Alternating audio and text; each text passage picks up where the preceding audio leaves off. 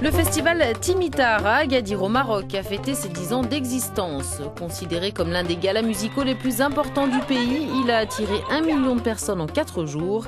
Timitar, signes et cultures, c'est un moment de partage et de découverte, mais aussi dans cette région du Grand Sud marocain où la population berbérophone est majoritaire, l'occasion de valoriser la culture amazigh. Ce festival il est né pour défendre la culture amazigh, mais aussi pour accueillir des cultures venues du monde entier.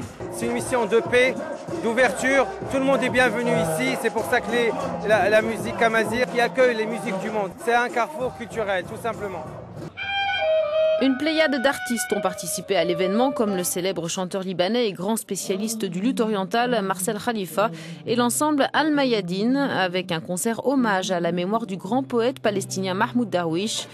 Le style combine musique arabe et instruments occidentaux. Les chansons sont axées sur le nationalisme et la révolution.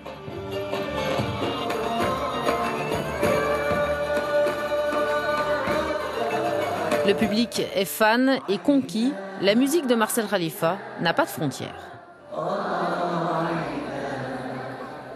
Il y a tout, comme la culture du Maroc, c'est varié, alors il y a tout dans la musique. Il y a l'Orient, il y a l'Occident, il y a le folklore, il y a le jazz, il y a la musique africaine, il y a tout, parce qu'il faut aller plus loin. Il y a l'horizon, il y a la lumière qui est là-bas, il faut aller tous ensemble. Autre style avec le Marocain Medj Bara, artiste de rock. Il joue de la guitare depuis sa plus tendre enfance. De formation autodidacte, il a eu comme enseignant de grands artistes de la sphère internationale.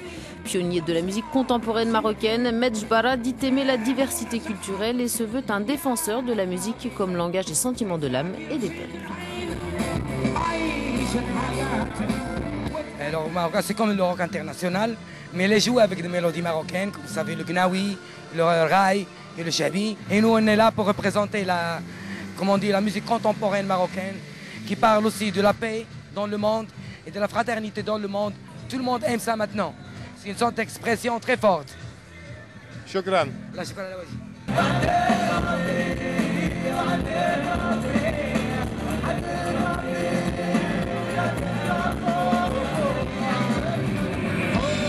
Venu tout droit de Mongolie, Angay était présent au festival Timitar. Né en 2004, ce groupe crée de nouveaux métissages par son approche punk rock de la musique traditionnelle mongole, avec une musique construite depuis et pour les grands espaces de Mongolie. Eux viennent tout droit des États-Unis. The Original Blues Brothers Band s'est produit au théâtre La Verdure.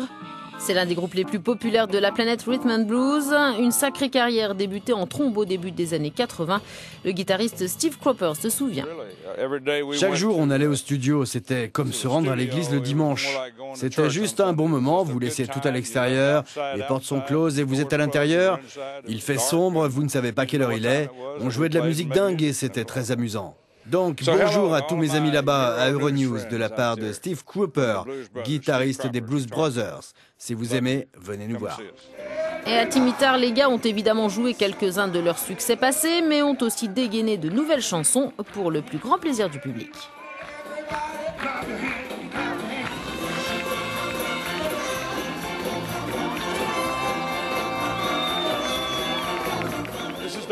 C'est la musique avec laquelle j'ai grandi et c'est juste un honneur d'être sur scène avec le gars qui a écrit ça. Il était là aussi, celui que l'on surnomme le roi du rail, le chanteur Khaled, méga star dans le monde arabe. Près de 200 000 fans ont assisté à son concert. Sur scène, Khaled a exprimé sa solidarité avec les Berbères en enveloppant leur drapeau autour de ses épaules. Ce festival joue un rôle important pour les Berbères à la recherche de leur identité culturelle. Ici, Imaziren est le leitmotiv, ce qui signifie longue vie aux Berbères. Wolfgang Spindler d'Agadir pour Euronews.